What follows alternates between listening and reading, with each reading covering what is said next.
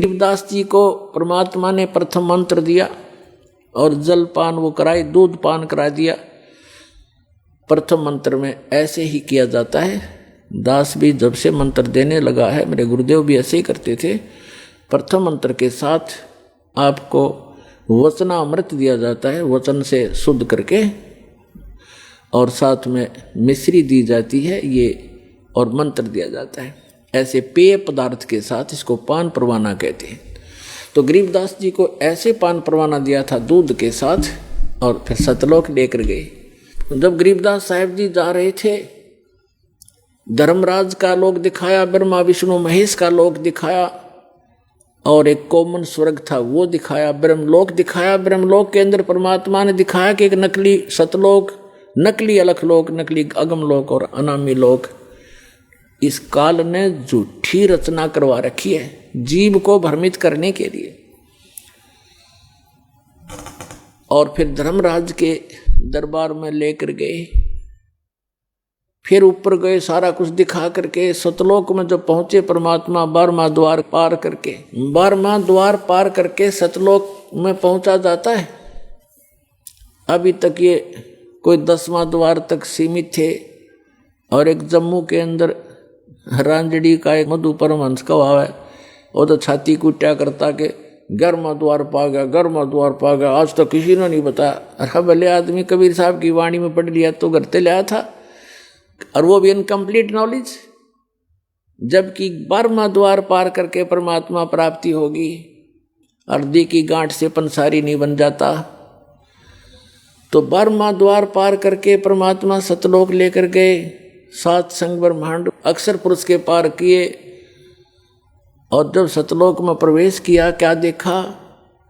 सिंहासन के ऊपर परमात्मा विराजमान है। उनका इतना सुंदर शरीर है, तेजों में सुंदर शरीर, सफेद शरीर है मालिक का, बहुत सुंदर।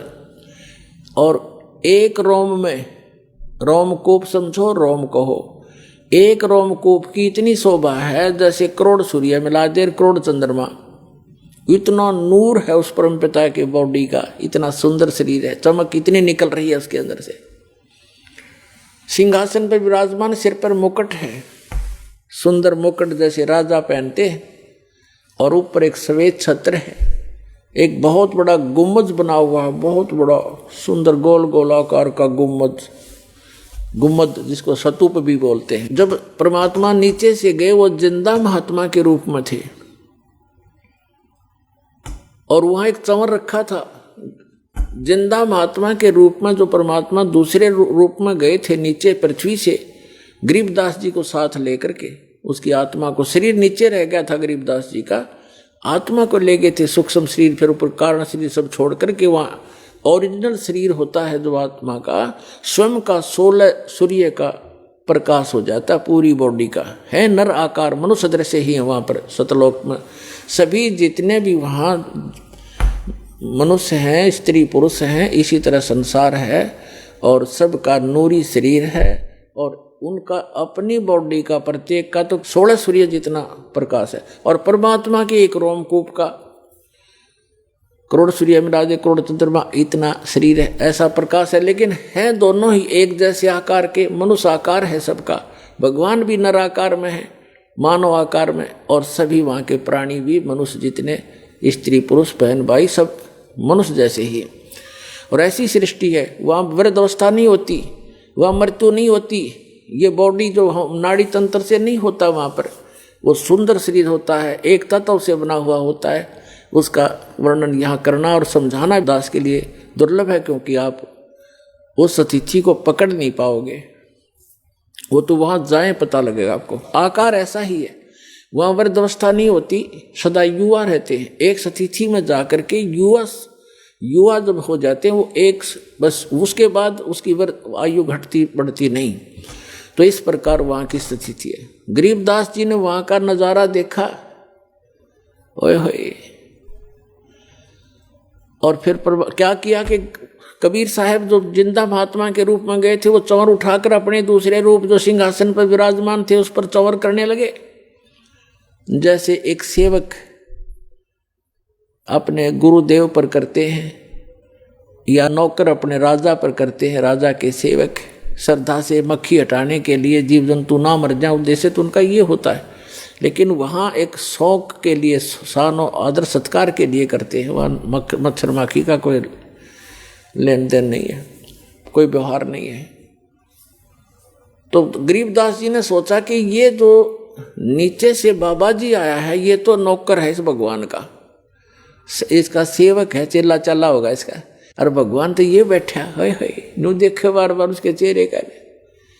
गरीबदास जी कहते हैं कि सवेत छतर सिर मुकुट विराजय, और देखत ना उस चेहरे नो।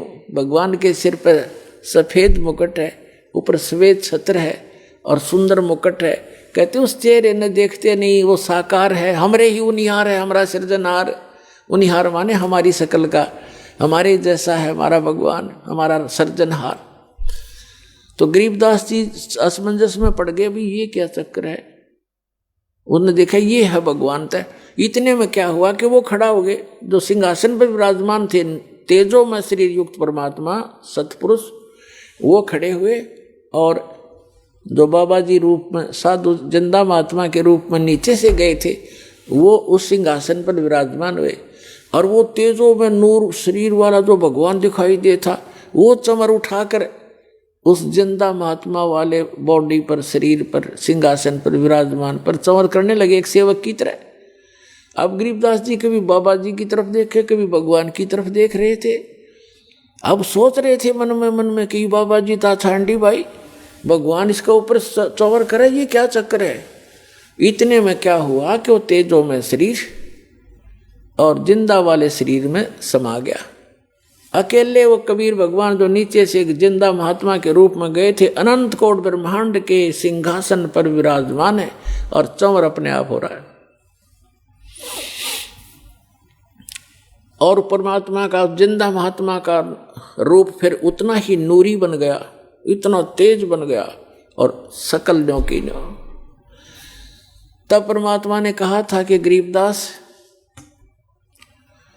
जहां तुम रह रहे हो बालक, वो एक पुनिशमेंट प्लेस है, वो एक प्रिजन है तुम्हारे लिए, एक कारागार है, वहाँ कोई जीव सुखी नहीं। अब वहां से जब देखते हैं ऊपर जाकर के आत्मा निर्मल हो जाती है, और वहाँ इतनी तेज दृष्टि होती है, यहाँ की सुई सुई देख सकता वहाँ का गया हुआ व्यक्ति, इतनी आत्मा की आई का इतना तेज है उसकी नज़र।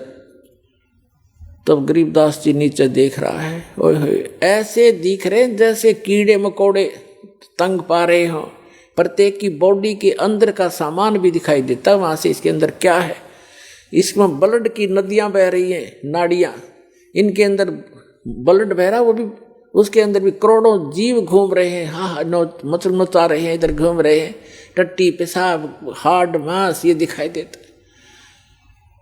अब तो हमारी आँखों पर चर्बी डाल रखी है हमने, ये सब कुछ दिखाई देता है। इससे की पॉलिश पे, पाउडर पे, दिन रात लिपस्टिक लाण पे, डंगे पर डंगा लाण पे हम अपना जीवन नाश कर देते हैं, और एक सेकंड में मृत्यु हो जाती है। इसमें कीड़े पड़ जाते हैं, जख्म हो जाता है। इसके अंदर हम संतुष्ट हुए बैठे और यहाँ की बकवादों में जीवन नाश करते हैं, जो वहां जाकर पता चलता है। तब परमात्मा ने कहा कि अब नीचे जा बेटा, ये है तुम्हारे स्थान, ये खाली महल पड़े सारे, जो नीचे चीटी से लेकर हाथी तक, और राजा और रंग जितने पृथ्वी पर इस काल के 21 ब्रह्मांड में तुम गए हो,